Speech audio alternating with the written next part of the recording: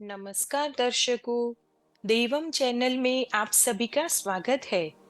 आज हम सुनेंगे पुत्रदा एकादशी की कथा। महाराज युधिष्ठिर ने पूछा, हे भगवान, आपने सफला एकादशी का महात्म्य बताकर बड़ी कृपा की।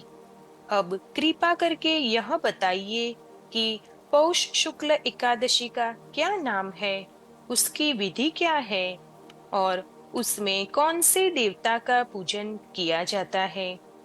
भक्तवत्सल भगवान श्री कृष्ण बोले, हे राजन, इस एकादशी का नाम पुत्रदा एकादशी है।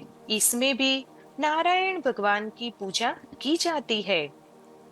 इस चर और अचर संसार में पुत्रदा एकादशी के व्रत के समान दूसरा कोई व्रत नहीं है। इसके पुण्य से मनुष्य तपस्वी, विद्वान और लक्ष्मीवान होता है। इसकी मैं एक कथा कहता हूँ, सो तुम ध्यान पूर्वक सुनो। भद्रावती नामक नगरी में सुकेतुमान नाम का एक राजा राज्य करता था। उसका कोई पुत्र नहीं था।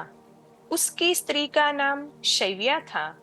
वह निपुत्री होने के कारण सदैव चिंतित रहा करती थी।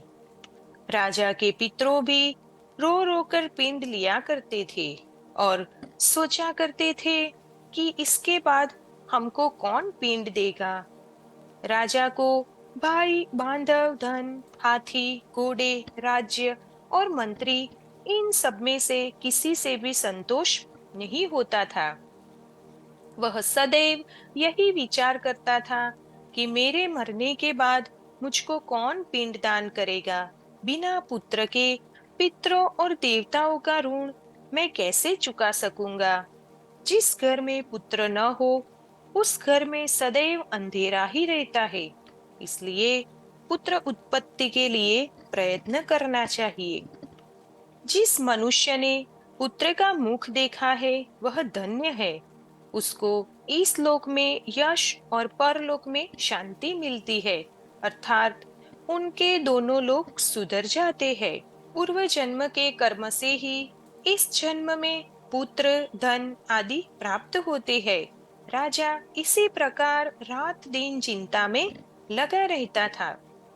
एक समय तो राजा ने अपने शरीर को त्याग देने का निश्चय किया, परंतु आत्मघात को महान पाप समझकर उसने ऐसा नहीं किया। एक दिन राजा ऐसे ही विचार करते हुए अपने घोड़े पर चढ़कर वन को चल दिए तथा पक्षियों और वृक्षों को देखने लगे। उसने देखा कि वन में मृग, सुअर, सिंह, बंदर, सर्प आदि सब भ्रमण कर रहे हैं। हाथी अपने बच्चों और हथिनियों के बीच घूम रहा है। इस वन में कहीं तो गीदड़ अपने कर्कश स्वर में बोल रहा है, कहीं उल्लू ध्वनि कर रहे हैं। वन के दृश्यों को देखकर राजा सोच विचार में लग गया। इसी प्रकार आधा दिन बीत गया।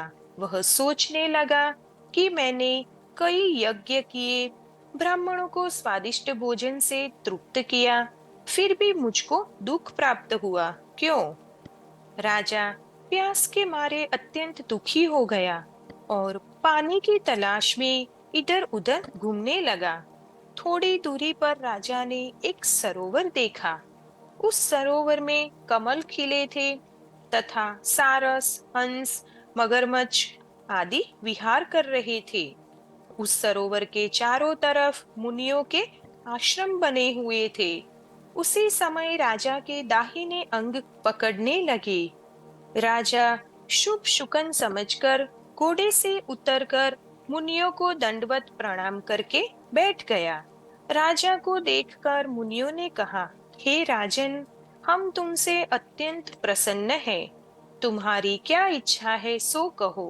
राजा ने पूछा, महाराज, आप कौन हैं और किस लिए यहाँ आए हैं, कृपा करके बताइए।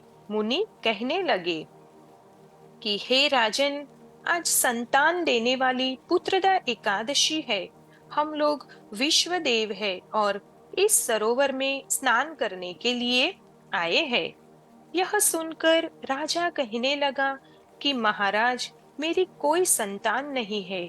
यदि आप मुझ पर प्रसन्न है तो एक पुत्र का वरदान दीजिए। मुनि बोले, हे राजन, आज पुत्रदा एकादशी है। आप अवश्य ही इसका व्रत करें। भगवान की कृपा से अवश्य ही आपके घर में पुत्र होगा।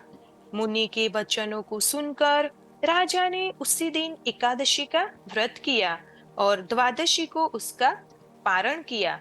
इसके पश्चात मुनियों को प्रणाम करके महल में वापस आ गया। कुछ समय बीतने के बाद रानी ने गर्भ धारण किया और 9 महीनों के पश्चात उनका एक पुत्र हुआ। वह राजकुमार अत्यंत शूरवीर, यशस्वी और प्रजापालक हुआ। श्री कृष्ण बोले, हे राजन, पुत्र की प्राप्ति के लिए पुत्रदा एकादशी का व्रत करना चाहिए। जो मनुष्य इस महात्म्य को पढ़ता या सुनता है, उसे अंत में स्वर्ग की प्राप्ति होती है। अगर आपको यह वीडियो पसंद आया हो तो वीडियो को लाइक जरूर करना और देवम चैनल को सब्सक्राइब जरूर करना। धन्यवाद।